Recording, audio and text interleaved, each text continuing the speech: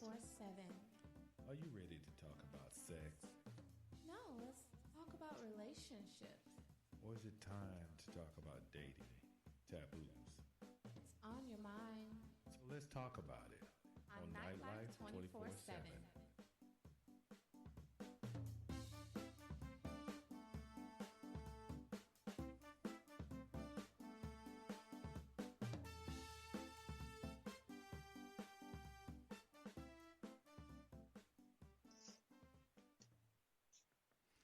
Hello, everyone, and welcome back to Nightlife 24/7. As always, I'm your boy, Mac. Guess what? She is back. The queen is back. All hail the queen. Oh, my God. My sister has finally taken some time. She has had the opportunity to enjoy that new family life, but she's coming back to grace y'all guys with her wisdom. You know, her blackness that you guys have fell in love from the beginning of this show. Everybody give a warm welcome for my best friend in the world. What's up, sweets? How we doing, girl? Jonesing, enjoying family life, enjoying the lockdown. We're all on quarantine right now, so I am officially going crazy. Can we say literally that the shit has hit the fan? Huh? Literally. I think shit has hit past the fan. So what do we do with that? What's the expression when shit has gone past the fan? Girl, I couldn't even tell you. Grandma never told me one for that one. But ooh, this is deep. This is truly, truly deep. You know, I have to be honest. I know we'll get to the topic in a minute, but I'm a little, I guess, hurt and shocked by the response from the black community about protecting themselves, about social distancing. I mean, it doesn't make any sense to me, you know. It makes plenty of sense. Well, listen, it makes plenty of sense. Check this out. Okay.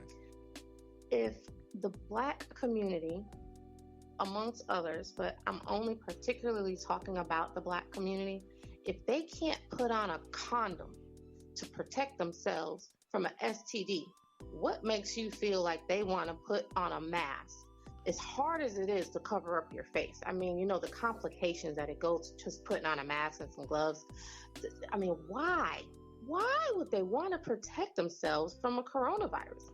They won't want to protect themselves from an STD or KID or HIV. So why protect myself from COVID? Yeah, it just when I'm driving around and I have my mask on, I mean, even if I get out the car to pump gas or I go into the store, I'm wearing my mask and people are always commenting on the mask that I have and everything, but you're not having a mask. And then when we stand in line, you got to be up on me like we having sex. And I'm talking about male and females. I'm like, one time I literally had to put my basket, the grocery basket cart, in between me and the person behind me just so they would stay the fuck away. I mean, in some places like New Orleans and New York and California, the largest population that is dying is black people. Black people. That is true. For instance, Louisiana, 70% of the COVID deaths are African American individuals, but the population is only 32% African American. Girl, I'm finna mess you up even worse. The black population in the United States only is 13% of the population. Yet 40% of us are dying in the United States. 40%, but we only hold 13% in the United States. But that goes back to almost everything. Just think about it. What are universal precautions? Universal precautions is treating every patient, every entity, every atmosphere as if it is infected, as if you can catch something, as if it is unclean. So, if I'm at my house, I use the bathroom, I wash my hands, correct? Correct. I'm in public, I use the bathroom, I wash my hands. I come to your house, I use the bathroom, I wash my hands. You would think it would be just that simple, correct? You do the same thing over and over, because you're keeping yourself clean, you're keeping yourself safe, you're not exposing other people, and you're not taking any germs with you that you didn't come with. Now, I saw something on social media about individuals that were in an argument because they only wash their hands when they use the bathroom in public places. They don't wash their hands after they use the bathroom when they're at home. I do. You're supposed to, but it's part of the universal precaution, correct? It is. You're at home. You're in a controlled atmosphere. However, what about that lady that came to your house? She used the bathroom. She has herpes. She sat on your toilet seat. She didn't wash her hands. Right. But she touched your doorknob. She touched she flushed your toilet. Now you went in your own bathroom that you usually clean regularly, but you didn't get to it today. But you decided not to wash your hands for some reason because you're in the sanctity of your own home. Now you've just acquired a disease, a disorder, an ailment because a visitor came to your house and contaminated your bathroom at your house. Listen, this is what universal precautions are for. And that goes from everything simple as our immune systems, our sexual relationships, our physical relationships when it comes to that physical space at that grocery store. I don't like people in my personal space. I don't like people touching me when they're talking. See, I don't you're like the same people, as me. You know That's how why we people get along slap so you well. when they're laughing? Right. That makes me upset. I don't know why, but it really bothers me. I'm like, back the fuck up. Like, shit ain't that motherfucking funny. Personally, you in my space. Why are you that close to me? It's distracting, but it's an unconscious habit that people have. So imagine the unconscious habits that people have in their sexual relationships. You know what? We were going to talk about another topic, people. I think we need to talk about this topic. We're going to stay on this topic. Yeah. So I get exactly what you're saying for the simple fact. And what is really shocking to me is the younger community really isn't doing it. They're the ones that got to survive us. We're older. Yes, we're older. We're not old as dirt, but we're older. But they're not even taking the precautions. To them, I live over in Decatur. Down at the park, there's a basketball court. 2 goal basketball court, run in and in. There must have been 40 people on that basketball court, and the police had to come and break them up from playing. And they're standing there cussing the police out and going off on the police. Not one person had on a mask. Not one person was there with just a group of 10 people, saying, hey, we're going to play 5-on-5. It was 40-something people on the court playing together. But that is a combination of a couple of things. The social media, I don't give a fuck mentality, because believe me, somebody was recording on their phone. Yeah. The millennial age now will create a situation just so they can have something to talk about on their social media, because they don't have nothing going on in their life right now, literally. As a millennial, what do you do? No disagreement there. None. As a millennial right now, what do you got going on? Yeah. You work and you take your ass home.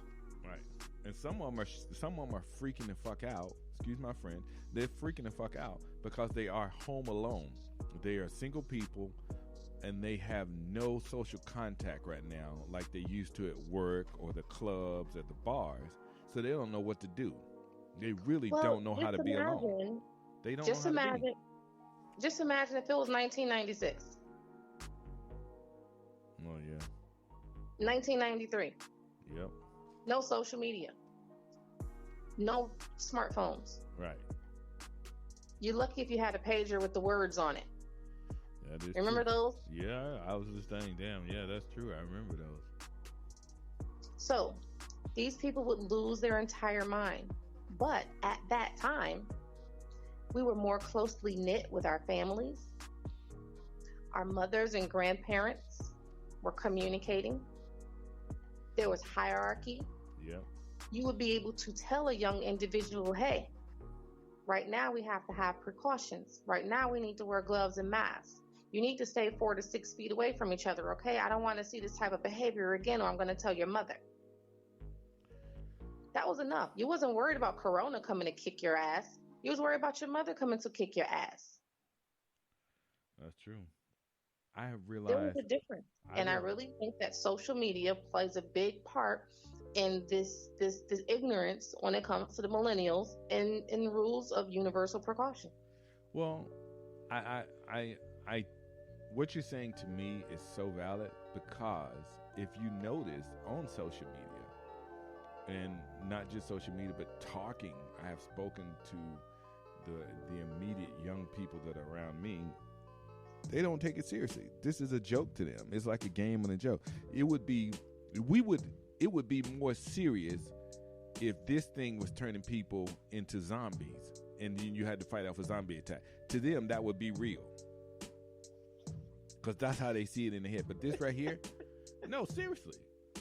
No, the reason I'm laughing is because they have drugs out there that turn people into zombies and they still do the drugs. So technically, it's still the same. Right. But if these were flesh-eating zombies, yeah, then it would be real. You know, so that Hold just on 1 second. okay. But yeah, the millennials that I see and the young people, maybe just not millennials, but just young teenagers outside walking around with no damn shirt on, you know, and no mask on, no gloves on, going to the store the same way. I'm just like, what the hell?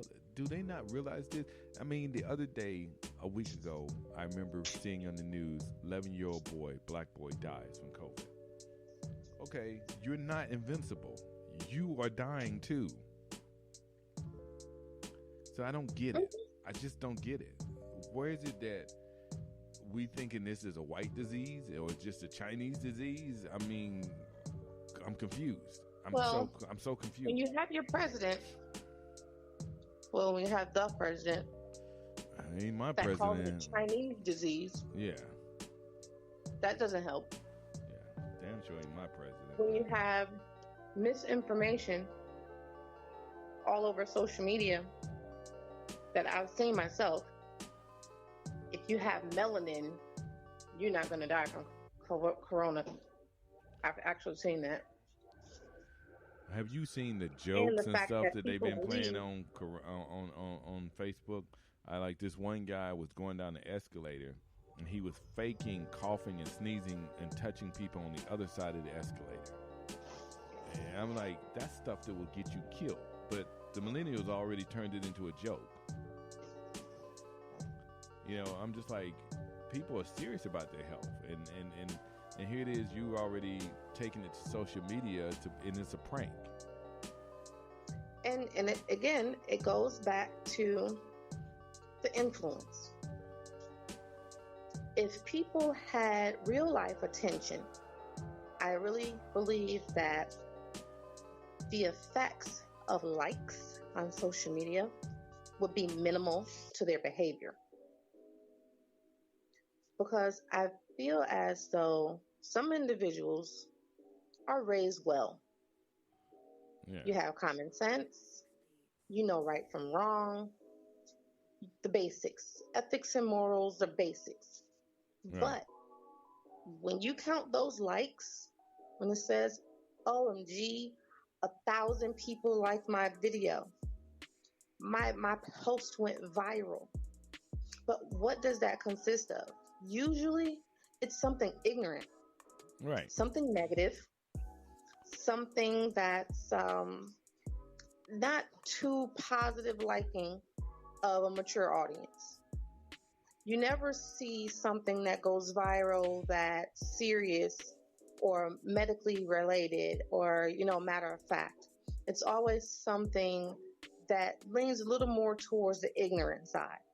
So now, in order for me to appeal to my friends and to be likable, I have to do some of the ignorant things. And some of that might just be putting my life in danger or putting other individuals' lives in danger for a like. Yeah. I mean, if you're going to, I feel at this time, if you're going to go to social media for this corona stuff, and I understand laughter is a great way to relieve stress, and sometimes we need that. We do. But like I was just watching the other day the town hall meeting with Puff Daddy Combs on it, and he had the congressman from New York, the female, they call it AOC, and all these different people on there. Al Sharpton had the mayor from Louisiana. He had all these different black people on there talking about how serious this is and how it's affecting the black population, and how as a community we have to start policing ourselves and making a plan for ourselves, because there are no plans for us. The federal government has made that clear. There are no plans for us. But we need to start coming together as a community and making a plan for our survival. If you're out there picking up medications for the older people in your neighborhood, if you're getting water and dispensing it out for the older people in the neighborhood and stuff like that. And I was just like, but it took something like this for them to come together to realize that. But because they've been speaking individually and not as a collective, but it was more powerful when they put it out as a collective, and I was just like, wow, it had to. Listen, we as a black people are strong. We are. I will give that. I give that to. We are very, very strong. We're strong. We're just misinformed. Right. We're misinformed. And that's what his town hall was saying. You're not getting all the information. You guys thinking that there's a plan to take care of us. There's a plan to watch over us. There's a plan for safety. You got to look at in these neighborhoods which are being hit the hardest, they're getting the least amount of help and the least amount of support, medical equipment, and all that kind of stuff. All they're doing is FEMA's bringing in truckloads of body bags and coffins. And they're, right. Because like they're preparing. Right. They're preparing for death, not for sustainment. People are not listening to what's being truly said. They are doing mass graves on Rikers Island. They're stacking them too high and making a trench and burying people. That's how many people are dying in a day. And they are having at one time they were having the convicts do it when it first started, but now they're not. They got contractors out there doing it and making these trench mass graves. People, this isn't a joke. And as black people, we need to start taking notice to the fact that things are going to change. When things do start to come back, there's going to be a new normal. There is truly going to be a new normal. And how we survive as a people and a culture in that is going to say a lot about us. A lot. So I hope that talking about this on the show is going to bring some type of awareness to at least one person. One person. Okay? There are so many things that are going to change because of COVID-19. The way we do business is going to change because they're saying that COVID-19 can stay on money, $1 bill, $5 bill, a $20 bill for up to 10 days. So people are going to start doing less cash and more electronic payments. Well, people are already doing less cash. I got an email from Bank of America that said they're not taking cash. Right. Now, however, because I would not consider myself a conspiracy theorist, however, I do consider myself an individual that's being prepared for the future. That's also a phase of New World Order. Thank you. You knew exactly where I was going with that. Yes. There's also a few key countries that have done away with cash already. USD. Yep. And Russia and China is one of them. Sweden has almost completely all cash, almost 90% of everything in Sweden is done by electronic transaction with a chip installed in your hand. So I do believe that one, there's more to this whole situation, but it is a catapult into a different direction. And individuals do need to pay attention to more than just our health, but our finances, right? Our insurance. Right. Are you insured? Do you have life insurance? What are you doing about your medical coverage? Right. What about your dental health? You know, I mean, all of these things matter. I mean, because you got to think about it. They're cutting out the middleman. Pretty soon, the middleman is going to be cut out. Either you're rich or you're poor. The middle class is going to be almost extinct. So at some point, if you don't have enough money to do certain things, you're just out. You're just out. Well, this year is year of census. The census has officially been delayed. Right. However, this stimulus package is being released through the IRS. Right. Only for individuals that are tax-paying citizens. If you did not file your taxes, you can go online and register with the IRS to say, hey, I didn't file my taxes, but I still need my stimulus. Here's my social security number. Here's my direct deposit information. No, I do not have COVID-19. No, I'm not experiencing any symptoms. And no, I am working, or yes, I am working. That information is all the information that they need, because they're going to categorize you from this moment forward. Now, what category you fall into is to be determined. But how are you going to survive if you cannot follow simple directions? Social distancing, washing your hands, simple sanitation measures, making sure your household is taken care of. People are spazzing and going to the grocery store. I have no idea, still trying to figure out why people are buying toilet tissue. I don't know. Does coronavirus give you diarrhea? I don't know, but that one blew me away too, because once before they did that, when back in the 60s, 70s, they did that once before, and they were talking about how it was misunderstood when late night Johnny Carson made a comment about something, and people went out and brought all the toilet paper and stuff off the shelves. And people need to understand, there is no shortage of toilet paper. There's no shortage of toilet paper. There's no shortage of food right now. What happened was, everybody went out at one time within a matter of days and started hoarding and buying large amounts. Stores are resupplying, but stores are on a schedule. They're scheduled for resupply. Right.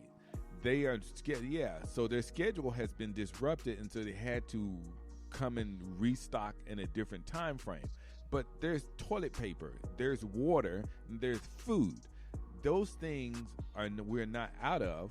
They just that the store ran out of because of people. Now that things have calmed down, when you go to the store, buy groceries and stuff like you normally do, so that way that your neighbor, your friends, your family can purchase things for themselves too. You don't need to be buying 15 cases of water.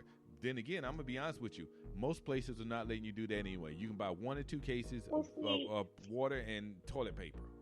My question is this. What the hell did you have at home before all of this shit happened? Nothing? Right. What were you cleaning with before this happened? What were you wiping your ass with before this happened? What were you eating before this happened? And how much space do you have in your freezer? How many refrigerators do you have? I just want to know.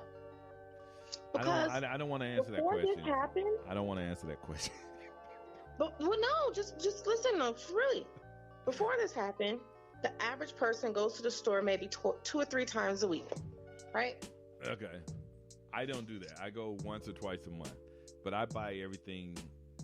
Well, you're not average. Yeah, Okay, I'm a I go to prepper. the I've store always and been a eat right prepper, too. so yeah, I buy. Like fresh fruit and fresh veggies. Right, right, Now, I get the same stuff every single time.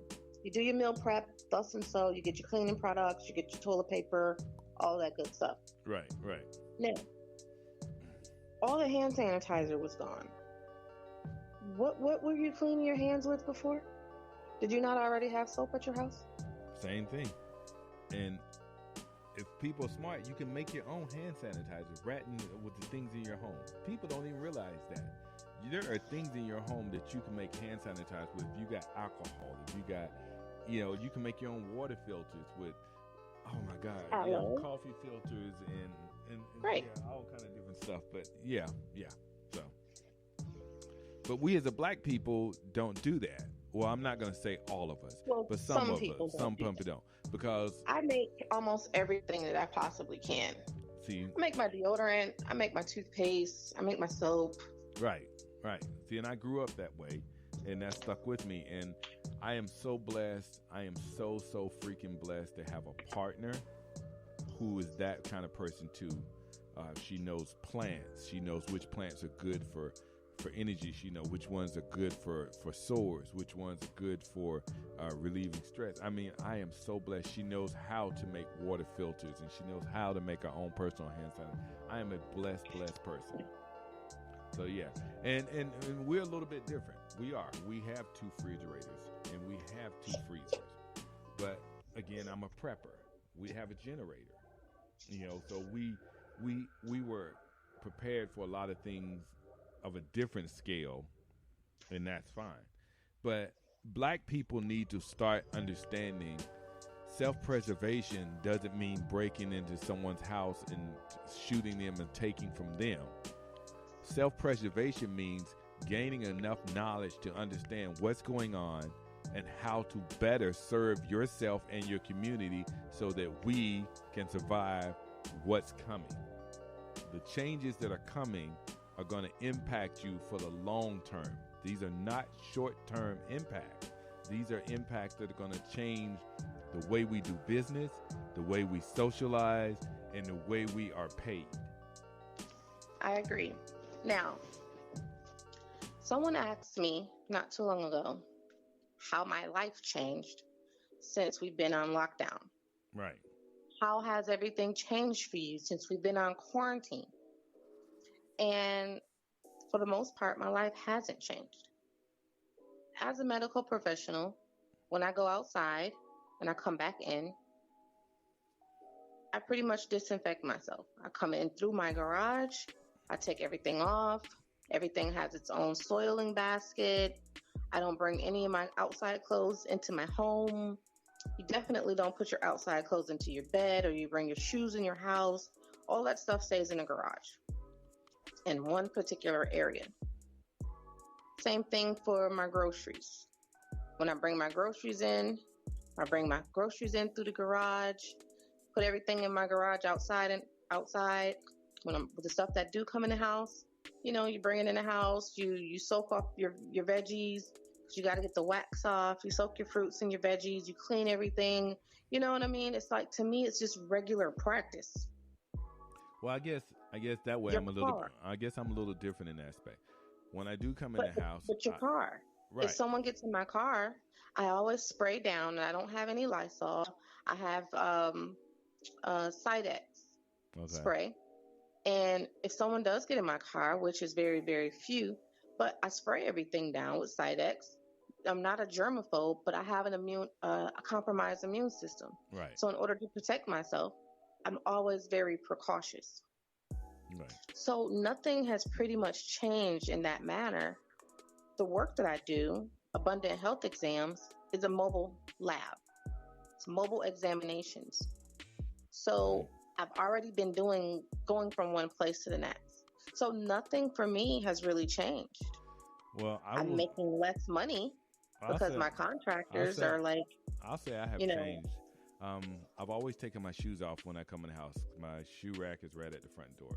But what I will say is this. When I've been outside for an extended period of time, I come in and my clothes go into the dirty hamper. That's automatic. I don't lay down in my bed or sit in my bed. with my clothes. My partner's son has a serious pollen allergy. All he does is sneeze and suck snot all day. But he will go outside, come back in, and go straight and lay down in his bed and play video games. And I said that would bother me. I said, you just put the pollen in your bed. So you wondering why you're sneezing and hacking all night. I said, because you've now put the pollen in your bed. I said, and that's why I love my partner too. She would come in and we take our clothes off and we put on clean clothes. But our clothes go in the dirty hamper. And my shoes and our shoes go at the front door. So yeah, I get what you're saying. Now, even in my house, even in my own house, I use the restroom, I go to eat. First thing I do when I come back in the house, no matter what, is wash my hands. I don't care. I don't care if all I did is go drive to somewhere to look at something or and not purchase anything, not get anything. Once I come back inside the house, I wash my hands. I don't eat nothing. But I don't play with my were face. Those nothing. Not the rules at your grandmother's house? Yes. Were those not the rules at your mom's house? Yes. You come in the house, you wash your hands. Before you touch the refrigerator, you wash your hands. Before you pick up that remote control and change that channel, you wash your hands. I wash my damn hands for almost everything. And I know it's a little over crazy. And people say, oh, when you wash your hands, you're washing off all the protection and stuff. You're going to catch, get sick. Oh, that's bullshit. There's enough germs left behind on the couch. You're getting back. There's enough bad flora and good flora left behind, believe me. I just don't understand how we're failing universal precautions when it's something that you should practice every day anyways. But it goes back to the simple fact, if people have a problem putting on a condom to protect their life, they're definitely going to have a problem wearing a mask and a glove because it's just so complicated to protect the lives of themselves and the individuals that they are around. Let me ask you this. Let me ask you this question. I don't know if you heard it. In Georgia, it's against the law to wear a mask on your face. Yet, we've been told by CDC and World Health and all of them to wear a mask. Yet, Governor Kemp has not delayed that law, changed that law, or got rid of that law. And there have been black people posting on Facebook how they're being followed into stores by cops and security people, or different places because they're wearing a normal, regular medical mask. Nothing crazy, nothing like a bandana and all this other stuff. Totally understand. But what do you think about that law and how it affects us? I feel like this. One, the black man and the black woman are always going to be at risk regardless. There's always somewhere for us to fall through the crack. And when it comes to this mask situation, it's even worse because we're always stereotyped. However, this is a time where I would say, you will have to trust your Justice Department, trust the justice system. But no, you do what you have to do to protect yourself and protect your family. Not all cops are bad cops. That's true. I'm not going to say that, they just don't have anything else to do. You know what I'm saying? But they have a job to do. Fine, you do your job and I'm going to do mine. And let's see who's going to walk out of here because I'm not taking any germs back to my family. Period. No, I agree with you. I totally agree with you. And it's just one of those things where you have conviction. And when you look at the law, you look at the Constitution, just because it's law doesn't mean it's right. It was against the law for black people to have life insurance. It was against the law for a black person to marry a white person. It was against the law for a black person to own a home or a business, to get married. So the law is not concrete. It's just a conglomerate's opinion of what should or should not be changed and when. Right. In other words, for you who don't understand what she's saying, it's not absolute. And with enough voices and enough people speaking on it and standing up against it, it can be eradicated or changed. And as Absolutely. black people, especially young black people, they need to take notice of those certain laws and those certain things that are affecting them in a way that stereotypes them against other cultures and races. And with that being said, we as a black people need to understand the law better. Not be one of these jailhouse lawyers. Understand the law completely to how it affects us and how it can hurt us or help us. Okay? Don't be one of those people you have to go to jail, but now you stuck in jail, you decide to get a law degree. Why can't you do that while you're out? I'm glad you brought that up. I am a firm believer in the whole NWO, the New World Order. Okay. When this whole corona situation started and they were talking about lockdown and curfews, and I said, okay, well, next comes working papers. Yep. Ta-da! You got to have your working papers. To me, after that is martial law. Legislative papers. Yep. If you don't have your papers, you're going to jail. Right. And what happened back in the day? You didn't have your papers, you're going to jail, whether you're a free man or if you're a runaway slave. Yep. So those laws were against us. Today, at the end of the day, people need to understand the difference between the everyday law and an executive order. The more you know, the more you can protect yourself. Social distancing does not mean that you're on house arrest. It does not mean that you have to go and be defiant because they're telling you you can't go anywhere. Yes, you can still go outside and shoot some hoops, long as that you're keeping 4 to 6 feet away from other people and there are less than 10 people in your gathering. Simple as that. That's true. I mean, people are still outside running and jogging. You can still go for a jog. Right. Go to the park and taking walks. Yeah. You can still go outside and play with your kids at the park. Yep. Make sure that you're 4 to 6 feet away from other individuals and you're not within a party of more than 10. That's true. The executive order is exactly that. It's an order that stands over the everyday law. Yeah. Now, if you put yourself in a situation and you become vulnerable to the law at hand, at that point you have to make a choice, like the mask situation. Right. Therefore, you have a choice to make, and that's something that you should study. Go over that executive order. How much is the fine? How much is the jail time? Is it non-adjudicated? Is it going to go on your record? Is it going to be an isolated situation?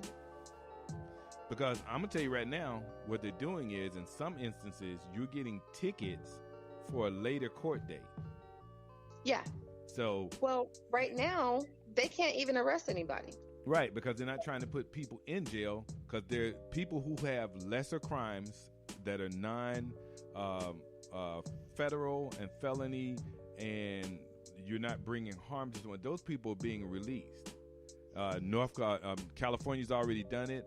New York is doing it. New York's done it. Yeah, New York's done it. I think they were doing it here a little bit in Georgia. I'm not exactly sure, but I think I heard something about it. DeKalb County released 103 individuals, I believe, yesterday. See? Because they're trying to make sure, but these are non-violent people. Okay? These are not people who have felonies for murder and rape and all that stuff. No, they're still in there. They're still there. Okay? But I need for our culture, our black people, especially our young black people, to take heed of what's going on. Because by the time you do realize what's going on, it may be too late, and you may not have that chance to fight. You may not have that chance to stand up and say, black people matter, black lives matter, black jobs matter. It may be too late then. You need to get out in front of what's going on now so you can be prepared for what's coming and be prepared to stand against it. You know, pretty soon, I promise you, all the military bases that were closed down but were not completely, they weren't destroyed, they were just shut down, are being reopened. And they are, I'm telling you what I know for a fact. The former military person here, they are bringing in body bags, and those people are going to be moved to military bases who are so sick, and they're going to become basically like death camps. Okay. Well, they are. Right. And then they're also going to start using those for people who don't want to get mandatory vaccinations. You're going to be put into a camp and held there until you decide to vaccinate. And I know we deviated from it, but world change is coming to where money is going to be obsolete, and they're going to put trackers in you for it'll hold your medical records, it'll hold your financial records, and they will also be able to see where you're going and coming and what you're doing. Right. You're not going to be able to work without vaccination papers. You're not going to be able to get an education without vaccination papers. Right. Those vaccination papers are going to be your new slave papers. Right. Period. Right. So as a black culture, we need to understand these things and figure out ways to, one, start fighting against this and bringing it to attention of other people so they can fight against it. Or my solution, simply leave. Well, that is true. But everybody can't do My that. My thing is this. As a revolutionary individual that is multicultural and a Rastafarian, I refuse to fight for a place at a table that was not built for me. Understood. I'm going to build my own table. Now, if you do not allow me to build my own table, I'll just move to another place where I can build my table. Makes So, sense to me. put yourself in a situation. Get your stream of income. In this minute, United States currency is not going to have any value anyways. So it really doesn't matter. Well, we knew that 10 years ago. United States Get your currency things was together. yeah. Get your foreign currency. Get your gold. Get your platinum. Get your oil. Get your passport. Yep. Get you a doctor that's willing to sign those papers that need to say what it need to say. Yeah. So you can go when it's time for you to leave. It's simple as that. I agree with you. Hey guys, we're down to the last few minutes of the show.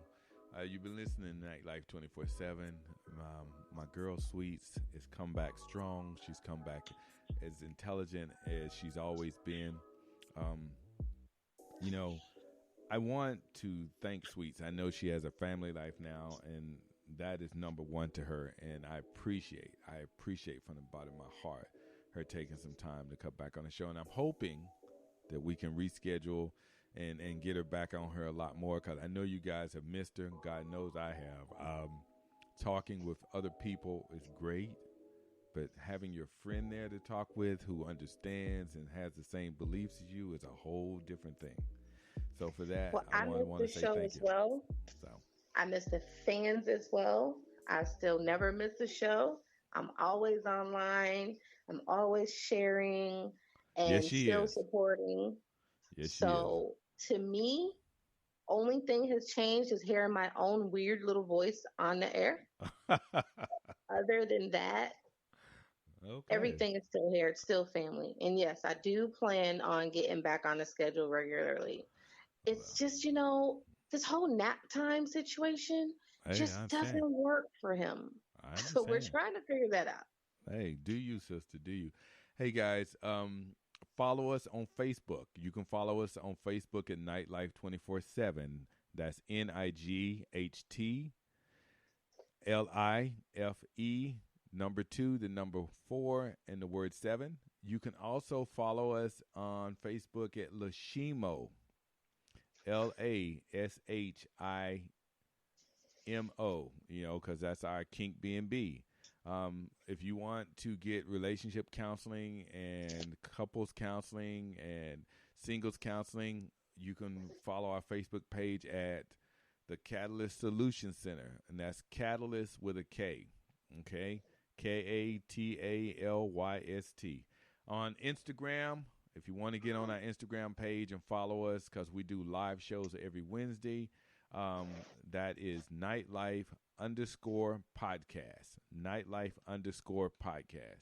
We look forward to seeing you and talking with you again. I always tell you to be smart. I tell you to be safe, and I tell you to have fun. Remember, if you are put on this earth, you're put here to help people. And if you can't help someone, I'm asking that you don't do anything to harm them. And with that being said, I'm going to go ahead and say goodbye to my sister there, and we will talk to you Bye. later. Bye.